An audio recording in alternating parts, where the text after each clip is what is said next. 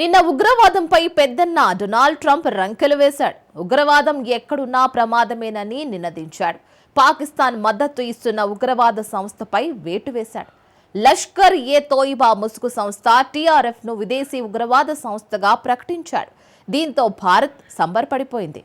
ఇన్నాళ్లకు తమ దౌత్య ఒత్తిడి ఫలించిందని ఆనందం వ్యక్తం చేసింది. ఎప్పటికైనా పాకిస్తాన్ డిప్ప మీద కొట్టాడని ట్రంప్ను భారత్ మెచ్చుకుంది. కానీ ఆ ఆనందాన్ని మూన్నాళ్లు కూడా ట్రంప్ నిలవనీయలేదు. వెంటనే భారత్పై విషం కక్కాడు. పాకిస్తాన్ చేస్తున్న పనికిమాలిన ప్రచారాన్ని నిజమని నమ్ముతున్నాడు. తాను పాకిస్తాన్ పక్షపాతినేనని మరోసారి తాను వేసుకున్న ముసుగును తొలగించుకున్నాడు. అసలు ట్రంప్ భారత్పై ఎందుకు విషం కక్కాడు? 2 రోజుల్లోనే ట్రంప్ ఎందుకు మారిపోయాడు? Watch the story.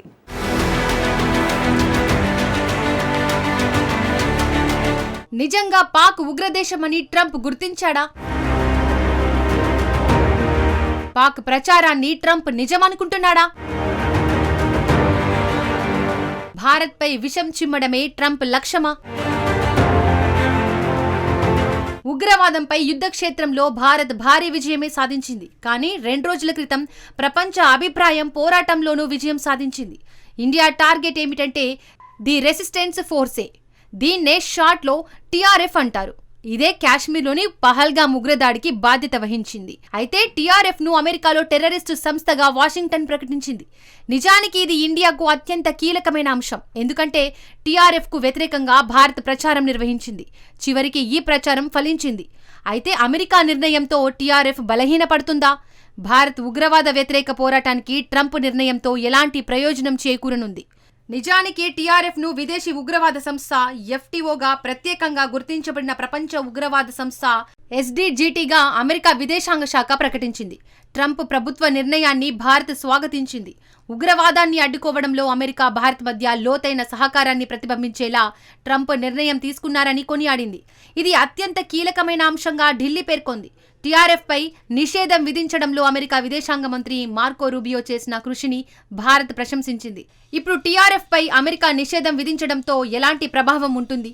ఒక్కసారి ఒక గ్రూపును ఉగ్రవాద సంస్థగా ప్రకటిస్తే ఆ సంస్థతో ఉన్న అన్ని రకాల సంబంధాలు చట్ట వ్యతిరేకమైనవిగానే నిర్ధారిస్తారు. టీఆర్ఎఫ్ కు ఎలాంటి నిధులు, సహాయం, సలహాలు ఇవ్వలేరు. ఉగ్ర సంస్థతో ఎలాంటి సంబంధాలు పెట్టుకోలేరు. ఒకవేళ ఎవరైనా కాదని టీఆర్ఎఫ్ తో సంబంధాలు పెట్టుకుంటే అమెరికన్ చట్టాల ప్రకారం అది నేరం. ఇది చట్టపరమైన ప్రభావం అన్నమాట. అయితే రాజకీయ ప్రభావం ఎలా ఉంటుంది? ఇందులో 3 అంశాలు ఉన్నాయి.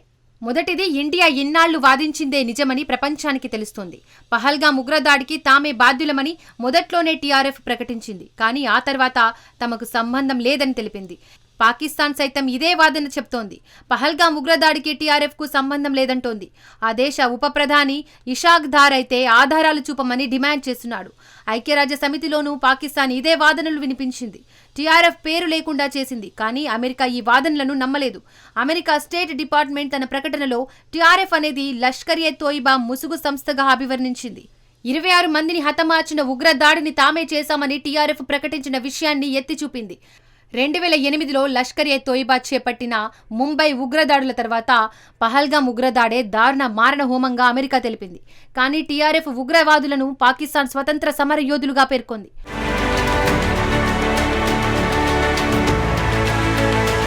అయినా సరే అమెరికా మాత్రం టీఆర్ఎఫ్ విషయంలో వెనుకడుగు వేయలేదు. ఆ సంస్థను ఉగ్రవాద సంస్థగా తేల్చేసింది. అంటే భారత్ వాదనలను నిజమని నమ్మినట్టు మనకు స్పష్టంగా తెలుస్తోంది. కానీ ఉన్నట్టుండే టీఆర్ఎఫ్ ను ఉగ్రవాద సంస్థగా ఎందుకు అమెరికా ప్రకటించింది అన్న సందేహాలు వ్యక్తమయ్యాయి.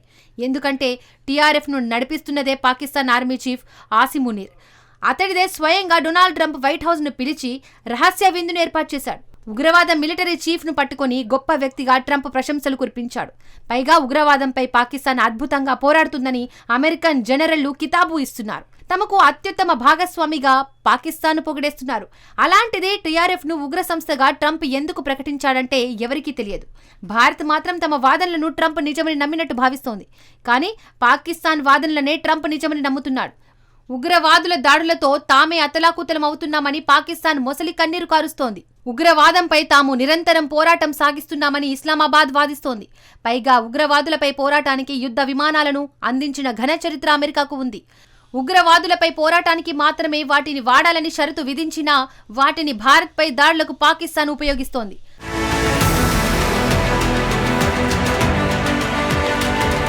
పాకిస్తాన్తో రాసుకొని పూసుకొని తిరుగుతున్న ట్రంప్ ఎందుకు టీఆర్ఎఫ్ పై బ్యాన్ విధించాడు?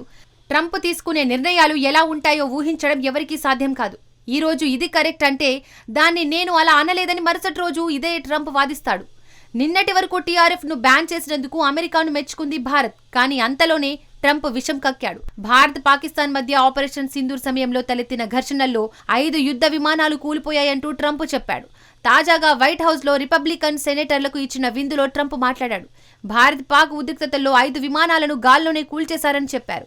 2 శక్తివంతమైన అణ్వస్త్ర దేశాలు యుద్ధానికి దిగడంతో ఉద్రిక్తతలను తగ్గించేందుకు తాను కలగజేసుకున్నట్టు ట్రంప్ మరోసారి గొప్పలు చెప్పుకున్నాడు. వాణిజ్యాన్నే ఆశ్రంగా చూపించి తానే యుద్ధాన్ని ఆపేసినట్టు మళ్లీ చెప్పుకున్నాడు. ఆయుధాలు ప్రయోగించుకుంటుంటే మీతో వాణిజ్య ఒప్పందం చేసుకునేది లేదని వార్నింగ్ ఇచ్చినట్టు చెప్పాడు. అంటే ట్రంప్ బెదిరింపులకు భారత్ పాకిస్తాన్ భయపడ్డాయి, అందుకే కాల్పుల విరమణకు అంగీకరించాయన్నట్టుగా చెప్పేశాడు. ఇక తాను అధికారంలోకి వచ్చిన 6 నెలల్లోనే చాలా తీవ్రమైన యుద్ధాలను ఆపేసినందుకు గర్వపడుతున్నానని ట్రంప్ డప్పు కొట్టుకున్నాడు. You had India, Pakistan, that was going. In fact, planes were being shot out of there. 4 or 5, but I think 5 jets were shot down actually. And Lindsay, that was getting worse and worse, wasn't it? That was looking like it was going to go. These are 2 serious nuclear countries, and they were hitting each other. You know, it seems like a new form of warfare. You saw it recently when you looked at what we did in Iran, where we knocked out their nuclear capability, totally knocked out that. నిజం చెప్పాలంటే Trump ఇప్పటి వరకు ఏ యుద్ధాన్ని ఆపలేదు. భారత్ పాకిస్తాన్ మధ్య operation Sindoor సమయంలో జరిగినవి కేవలం ఘర్షణలు మాత్రమే, అది యుద్ధం కాదు. వాస్తవానికి భారత్ దాడులను పాకిస్తాన్ తట్టుకోలేకపోయింది. ఉగ్రదేశమే శరణు వేడుకుంది. ఇరు దేశాల అంగీకారం మేరకు కాల్పుల విరమణ జరిగింది. అయితే ఈ విషయంలో క్రెడిట్ తీసుకోవడంలో భారత్ విఫలమైంది. పాకిస్తాన్ కాల్పుల విరమణకు వేడుకోగానే అంగీకరించడమే భారత్ చేసిన తప్పు. దీన్ని అదునుగా తీసుకుని ట్రంప్ తానే కాల్పుల విరమణకు ఇరు దేశాలను బెదిరించి ఒప్పించానని ట్రంప్ చెప్పుకుంటున్నాడు. ఇక యుద్ధ విమానాల విషయానికి వస్తే నిజానికి ట్రంప్ ఏ దేశానికి చెందిన యుద్ధ విమానాలు కూలాయన్నది స్పష్టంగా చెప్పలేదు. కానీ మొదటి నుండి 6 భారత యుద్ధ విమానాలను కూల్చేశామని పాకిస్తాన్ ప్రచారం చేసుకుంటోంది. దీనికి సంబంధించిన ఆధారాలను ఆ దేశం ఇవ్వలేదు. ఈ విషయమై పాకిస్తాన్ రక్షణ శాఖ మంత్రిని అడిగితే ఆధారాలు సోషల్ మీడియాలో ఉన్నాయి కదా అని సమాధానమిచ్చాడు. అయితే సోషల్ మీడియాలో పోస్ట్ అవుతున్న యుద్ధ విమానాలు ఆపరేషన్ సింధూర్లో కూలిపోయినవి ఏమాత్రం కాదు. భారత్లో గతంలో ప్రమాదవశాత్తు కూలిన యుద్ధ విమానాలు. వాటిని పట్టుకొని ఆపరేషన్ సింధూర్ టైంలో తాము కూల్చేసినవేనని పాకిస్తాన్ ప్రచారం చేసుకుంది. అయితే ఇప్పుడు ట్రంప్ వ్యాఖ్యలతో పాకిస్తాన్ వాదనలు నిజమనిపించేలా ఉన్నాయి. వాస్తవం చెప్పాలంటే భారత భూభాగం నుండే పాకిస్తాన్ పై ఇండియన్ ఎయిర్ ఫోర్స్ దాడులు చేపట్టింది. అంటే పాకిస్తాన్ భూభాగంలోకి భారత యుద్ధ విమానాలు వెళ్లలేదు. పైగా భారత్ చేపట్టిన దాడులు పాకిస్తాన్ కు అస్సలు తెలియలేదు. అలాంటప్పుడు పాకిస్తాన్ మన యుద్ధ విమానాలను కూల్చే ఛాన్సే లేదు. పాకిస్తాన్ చెబుతుంది ఏమిటంటే PL-15 అనే చైనా హైపర్సోనిక్ మిసైళ్లతో భారత యుద్ధ విమానాలను కూల్చేసింది. కానీ ఈ PL-15 అస్సలు పేలకుండానే కింద పడిపోయింది. పేలని PL-15 మిసైళ్లను భారత్ స్వాధీనం కూడా చేసుకుంది. పైగా పాకిస్తాన్ దాడులను అడ్డుకోవడానికి భారత్ ముందే ప్రిపేర్ అయి ఉంది. అందులో భాగంగానే 3 అంచెల రక్షణ కవచాలను ఏర్పాటు చేసింది. 98% పాకిస్తాన్ డ్రోన్లు మిస్సైళ్లను భారత్ కూల్చేసింది. కానీ కొన్ని మాత్రం భారత్ భూభాగాన్ని తాకాయి. ఈ దాడుల్లో కొందరు కాశ్మీరీ పౌరులు కూడా మరణించారు. అంతే తప్ప యుద్ధ విమానాలు కూల్చినట్టు ఆధారాలు లేవు. పోనీ భారత్ అంటే యుద్ధ విమానాలు కూలాయి కాబట్టి చెప్తే పరువు పోతుందని బయట పెట్టడం లేదని అనుకుందాం. కానీ పాకిస్తాన్ అయినా చూపించాలి కదా ఆధారాలు లేవు కాబట్టే పాకిస్తాన్ ఊరుకుంది. లేదంటే పాకిస్తాన్ రచ్చ మామూలుగా ఉండేది కాదు.